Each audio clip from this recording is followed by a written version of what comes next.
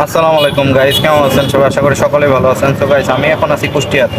তো গাইস, আজকে আপনাদেরকে একটা জিনিস নিয়ে কথা বলবো যে অনেক পুরানো রেলওয়ে স্টেশন কুষ্টিয়া, এর প্ল্যাটফর্মটা অনেক নিচু, যাত্রীদের অনেক ভোগান্তি।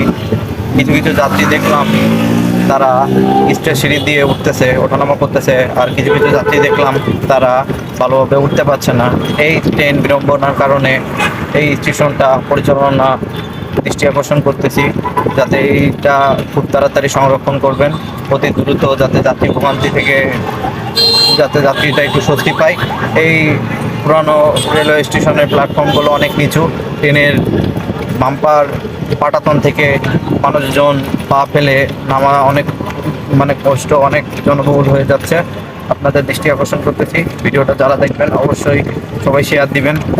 কুষ্টিয়াবাসীকে উদ্দেশ্যে একটা কথাই বলতে চাই, এই ভিডিওগুলো অবশ্যই শেয়ার দিবেন আপনারা।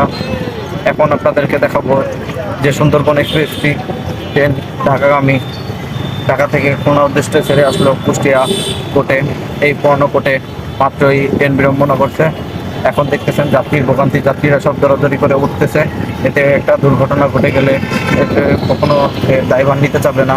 এর জন্য আমি বাংলাদেশ রেলওয়ের দৃষ্টি আকর্ষণ করতেছি। আপনারা দেখতেছেন এই ইন্ডিয়ান লোকোমোটিভ নিয়ে, সুন্দরবন এক্সপ্রেস ট্রেনটি নিয়ে ঢাকা থেকে ছেড়ে আসলো কিছুক্ষণ আগে।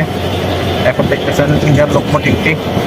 কুষ্টিয়ার যাত্রীগণ সবাই আপনারা ভিডিওটা লাইক কমেন্ট শেয়ার করবেন। আর দেখতেছেন কুষ্টিয়ার সেই পুরনো প্ল্যাটফর্ম, এখান থেকে যাত্রী বিড়ম্বনা এখনও শুরু হয়েছে। যাত্রীদের অনেক ভোগান্তি, এখনও যাত্রীরা ক্লান্ত পরিশ্রম নিয়ে তারা রেলে ভ্রমণ করতেছে, কিন্তু দুর্ভাগ্যবশত তারা এখনও কোনো সুসংবাদ পাচ্ছে না। তাদের রেলওয়ে স্টেশনটা এখনও সেই পুরাতন দিনের হয়ে আছে। তো আমি সরকারের কাছে একটা রিকোয়েস্ট করব, আপনি এর দৃষ্টি আকর্ষণ করতেছি, আপনি এই বিষয়টা দেখবেন, বাংলাদেশ রেলওয়ের দেখবেন, সবাই লাইক কমেন্ট শেয়ার করবেন।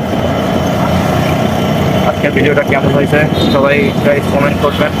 আর কুষ্টিয়াবাসীর উদ্দেশ্যে একটাই কথা বলবো, আপনারা সবাই আন্দোলন করেন আর এই নতুন এই পুরানো তো স্টেশনটাকে নতুন স্টেশনে রূপান্তর করেন। এটা আপনাদের দায়িত্ব এবং কর্তব্য। সবাই আপনারা দেখেন ট্রেন দাঁড়ায় আছে, অনেকক্ষণ হয়ে গেল, ট্রেন ছাড়ার এখনও সুযোগ পাচ্ছে না, কারণ এখনও এখান থেকে লাইন ক্লিয়ার পায় নাই।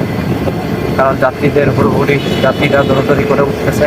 একটা বাইচান্স দুর্ঘটনা ঘটে গেলে অনেক বড় একটা অ্যাক্সিডেন্ট হতে পারে। আপনারা সবাই ভিডিওটা দেখবেন। আজকে আপনাদেরকে দেখাবো